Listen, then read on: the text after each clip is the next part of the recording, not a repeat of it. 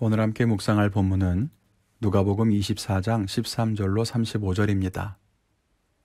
잠시 영상을 멈추시고 말씀을 읽으신 후에 함께 다시 묵상을 이어가면 좋겠습니다. 우리가 예수님의 부활 이후에 일어난 일들을 말씀으로 묵상하고 있습니다. 어제 말씀에서 예수님이 부활했다는 사실을 여인들과 베드로가 알게 됐죠. 그러면서 주의 말씀을 기억하는 것, 또 의심을 바꾸기 위해 노력하는 신앙적인 행동이 있어야 부활하신 주님을 만날 수 있다고 말씀을 나누었습니다. 오늘은 엠마오로 가는 두 제자가 예수님을 만나는 장면이 기록되어 있습니다. 이 말씀을 통해서 부활하신 주님을 만나면 어떻게 달라지는가 은혜를 나누기를 원합니다. 첫째는 절망과 슬픔에서 벗어나게 된다는 거예요.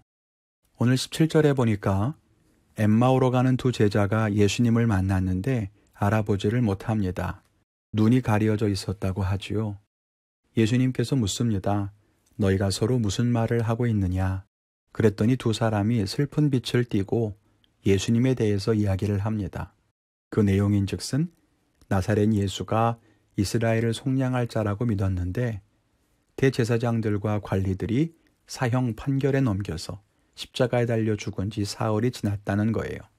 그러면서 예수님이 다시 살아났다고 말하는 여인들과 제자들도 있는 것 같은데 진짜로 살아난 예수님을 보지는 못했다라고 하죠. 그러자 예수님께서 모세와 선지자들의 글을 가르치시며 예수님의 구원에 대해 하나씩 그들에게 자세히 설명하십니다. 그렇게 길을 걷다가 식사하는 자리에서 그들을 위해 감사기도 드리고 떡을 떼어 나누어 주시는데 비로소 그들의 눈이 밝아져 예수님을 알아보게 됩니다. 예수님은 어디론가 사라져버리고 두 사람만 남았죠. 그들이 이야기합니다.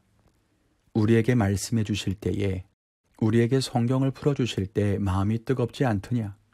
이 말은 예수님께서 이 두 제자에게 말씀을 통해서 복음을 전하실 때에 그 마음의 변화가 일어났음을 말해 줍니다. 앞에서 본 것처럼 이 사람들은 절망에 빠져 있었습니다. 슬픔에 사로잡혀서 엠마오로 가고 있었죠. 그런데 예수님께서 말씀을 가르치실 때 마음이 뜨거워지기 시작합니다. 변화가 생긴 거예요. 차갑게 식은 마음에 다시 열정과 생명이 차오릅니다. 근심과 염려로 가득했던 마음에 하나님을 향한 믿음과 구원의 신실함에 대한 확신이 차오릅니다. 그렇게 변화되기 시작한 거예요. 눈앞에서 예수님은 사라졌지만 이 두 사람에게는 더 이상 의심할 필요가 없었습니다. 그들을 절망하게 했던 예수님의 죽음은 부활하신 그분을 만남으로써 더 이상 절망과 슬픔이 되지 않았기 때문입니다. 우리도 부활하신 주님을 만나면 절망과 슬픔에서 벗어날 수 있습니다. 아무리 힘들고 어려운 환경에 처한다고 해도 주님이 나와 함께 하신다고 믿으면 염려하지 않고 능히 이겨낼 수 있습니다. 교회에서 설교할 때나 찬양할 때 늘 하나님은 살아계시다, 지금도 역사하신다 라고 강조합니다. 왜 그럴까요? 그걸 모르는 사람이 어디 있을까요? 그런데 왜 자꾸 강조하죠? 하나님이 살아계시고 그분이 나와 함께 한다고 할 때에 비로소 절망과 슬픔을 이겨낼 수 있기 때문입니다. 비록 삶이 무너졌다 해도 하나님이 살아계시면 그 삶을 일으키실 것입니다.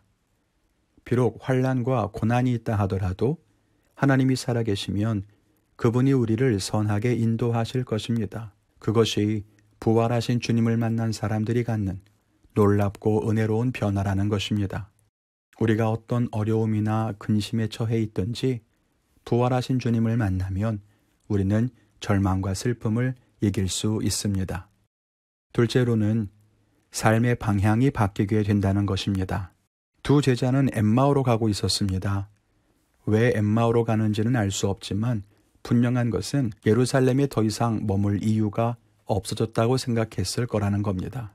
예수님을 따라서 예루살렘에 입성했을 때만 해도 그분이 구세주이시고 이스라엘을 구원하실 것을 기대했지만 이제 그분이 죽었고 기대는 다 물거품이 되었으니 이제 다시 예전의 삶으로 돌아가려고 하지 않았을까요? 팽개쳤던 일거리도 다시 찾아서 돈을 벌어야겠고 두고 온 가족들 다시 부양하고 예수님께 기대를 걸고 그분을 따르느라 돌보지 못했던 일들 다시 하나하나 해나가려고 그렇게 마음먹지 않았겠습니까? 그래서 엠마오로 가던 그들이 부활하신 주님을 만나게 됩니다. 그리고 그분에게서 말씀을 듣고 구원의 은혜를 깨닫게 되어 근심은 사라졌습니다. 슬픔과 절망도 더 이상 없습니다. 마음은 뜨거워졌고 주님의 고난과 죽으심이 끝이 아니라 부활로 또 영생으로 우리를 이끄실 것을 믿게 되었죠. 아, 우리가 부활하신 주님 만났구나 깨달았습니다. 주님이 여기에 계셨구나 알게 된 거죠. 그러자 어떻게 합니까? 말씀해 보면 그들은 밤이 늦어서 여기에 머물겠다고 마음먹은 상태였음에도 그 즉시 일어나 예루살렘으로 돌아갑니다. 그곳에서 한데 모여있던 11제자와 다른 무리들을 만나게 되죠. 그리고 서로 자신이 만난 예수님에 대해 이야기합니다. 절망과 슬픔에 빠져 있을 때는 예전으로 돌아가려고 하고 일상으로 돌아가려고 했던 제자들이 부활하신 예수님을 만나니까 다시 예수님이 계셨던 자리, 예수님이 죽으셨던 자리로 돌아갑니다. 또 예수님 믿는 제자들이 모여있는 곳으로 나아가요. 우리는 오늘 어디에 있습니까? 일상으로 돌아가려고 합니까? 내가 살던 자리로 가서 하나님과 상관없이 현실의 삶을 살아가려고 합니까? 아니면 예수님이 죽으시고 부활하신 자리로 혹은 믿음을 가진 사람들이 모여있는 자리로 나아가려고 합니까? 우리가 어디에 있으려고 하는지를 보면 우리가 절망에 빠져 있는지 아니면 부활하신 주님을 만났는지 알 수 있습니다. 바라기는 우리가 부활의 자리, 은혜의 자리로 나아갈 수 있기를 바랍니다. 예수님을 만났지만 다시 과거로 돌아가려고 하는 것은 진짜 주님을 만난 것이 아닙니다. 예수님 만났는데 슬픔과 낙심의 자리로 가려고 하는 것은 주님을 만난 게 아니에요. 우리는 엠마오로 가는 두 제자가 예수님 만났던 것처럼 예수님을 만날 수 있습니다. 이 두 사람은 말씀을 듣는 중에 마음이 뜨거워집니다. 그리고 예수님과 함께 식사를 하는 중에 주님이 그곳에 계신 것을 알게 되죠. 부활하신 주님을 만난 것입니다. 이 말씀을 조금 확대해 본다면 우리도 말씀을 듣고 배우는 자리에서 마음이 뜨거워지는 것을 경험하게 됩니다. 말씀을 들을 때, 읽을 때, 배울 때 우리 마음에 감동이 찾아오고 마음이 뜨거워지는 것은 성령께서 우리에게 말씀을 깨닫게 하시기 때문입니다. 마치 예수님이 이 두 제자에게 직접 말씀하셨던 것처럼 말입니다. 그리고 예수님과 함께 식사하던 자리에서 주님을 알아보게 되죠. 믿음으로 교제하는 자리, 특별히 주의 은혜로 함께 성찬을 나누는 자리에서도 주님의 임재를 경험할 수 있습니다. 어쩌면 지금 우리는 부활하신 주님을 눈으로 목격하지 못할 수도 있습니다.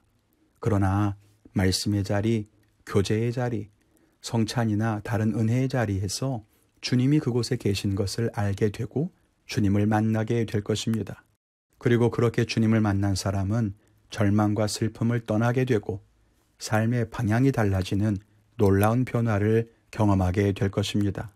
우리가 이 은혜를 누릴 수 있기를 바랍니다. 오늘 저는 말씀을 묵상하면서 설교하는 자리, 또 말씀을 가르치는 그 자리에 하나님의 역사가 나타나고 그 자리에 함께하는 성도님들의 마음속에 뜨거움이 있어서 정말 부활하신 주님을 만날 수 있으면 좋겠다 이렇게 기도해 봅니다.